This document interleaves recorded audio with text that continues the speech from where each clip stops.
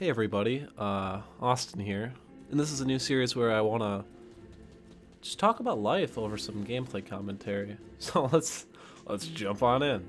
So recently, I've been looking around for a new relationship, which is interesting because there's a lot of reasons to get into a relationship, and I feel most of the time people get in relationships for the wrong reasons. I've noticed people who are dependent on others, people who latch onto the successes of their partner. You know, success is it's a scary thing. Being successful is an attractive quality. Everyone strives to be attractive in their own way, and it doesn't matter what the person looks like, their style, or anything like that. But being successful is one of the most attractive qualities, and I feel like people don't really talk about that a lot. This can bring up some emotions, some dissonance, because being successful is a subjective thing. What I mean by that is it's up to the person to interpret it, how successful you are. Someone's dreams could be as big as being like a pop star, or being a major YouTuber, or just having a family. And when we date people, something that draws us to them is their success. But what does that mean? If your definition of success is different than mine, then how do you find those traits? What I think there's a ubiquitous range of success. You can tell when someone's successful, right? You talk to someone and you just want to be around them, right? You can tell when someone doesn't have much to them. So dating, anyways. I've been talking to a lot of people.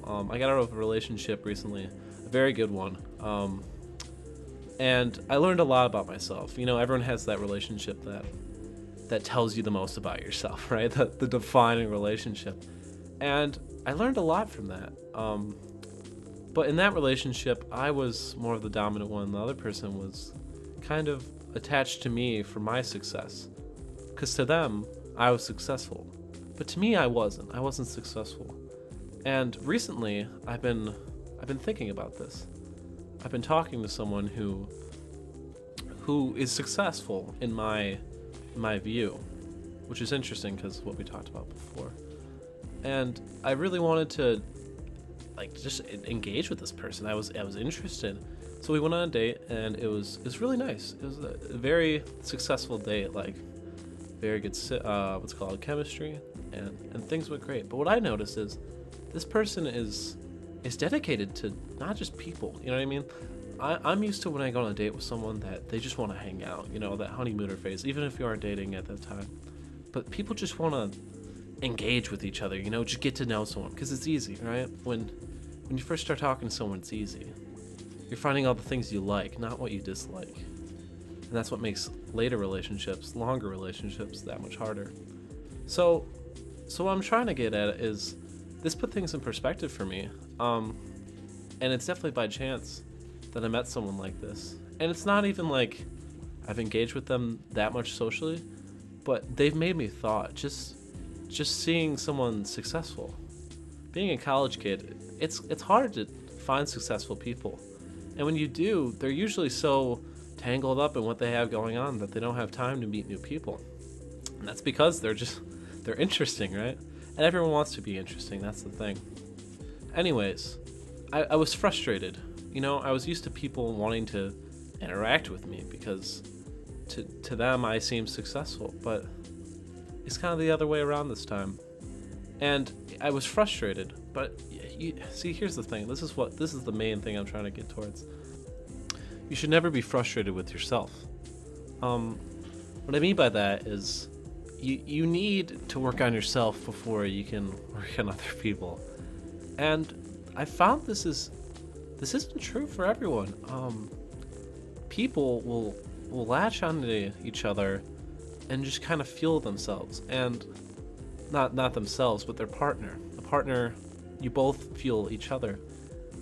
And I find this is actually quite unhealthy. I think before you can understand others, you need to understand yourself 100%, or else you're just going to fall into problems later on. Problems that you might blame the other for, when really it's a problem you have with yourself. And that's super important. That is such an important life lesson, and I can't believe no one talks about this. It's frustrating, right? But this lack of attention I was receiving from the other person, it's not like they were flat out ignoring me, but just I wasn't the center of their universe. Even though we went on this great date, you would think they would like just want to talk constantly, but no. This person has things going on. They have an interesting life. They have hobbies, passions, wants, needs, you know what I mean? And again, I may not know this person, but just having that experience, meeting someone like that, it's rare, right? It's rare to have someone put yourself in perspective and have you reflect on how you fit in. I took it as a positive thing. I started working on stuff, and I was like, if I can work on stuff, the more I put in, the more I'm gonna get out, and that's great, because if I work on myself and this person's already working on themselves, and then we meet up, that's healthy, you know. And what I want everyone to do, what I want to encourage at least, is that everyone goes out there and works on themselves, because you're your greatest asset, right? The more you put into yourself, the more you're gonna get out.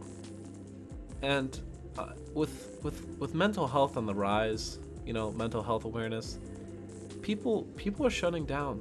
Our society breeds this culture that can feel very isolating. I understand. I've been there. I've been depressed. I know what it feels like to feel like you don't want to do anything, right? It's so easy. That's what's different with our generation. It's so easy to give up. It's so easy to not put effort in, because a lot of these things give you instant gratification. They give you the dopamine rush you need, but it's never truly satisfying. Because the more you put into life, the more you get out. And that sounds so stupid and cheesy. And I know that can be hard, because when you put stuff in, you don't always get out, right? That's the most isolating, frightening feeling I can think of. Putting effort in and not getting it back out. And starting up's the hardest thing. I always say that to everyone. I've worked with projects with people, talking about drum techniques, editing techniques, anything like that. And I'm more of I want to be a doer, you know what I mean? Anyways, I always tell them, starting's the hardest part. Just do it. You know, that's our generation. Our generation is thinkers, not doers. I think if everyone had a nice little dose of doing, they added that to their life, I think you might find out that life could be a lot better than it is currently. I also feel like this is just a lesson that needs to be learned, and it's not being taught. So, pretentious 20-year-old YouTuber has got your back. Anyways, guys, thanks for watching, listening. I hope you have a great day, and I'm rooting for you. And you can do it. You don't need anyone else to get you there, but it might just help. See you later.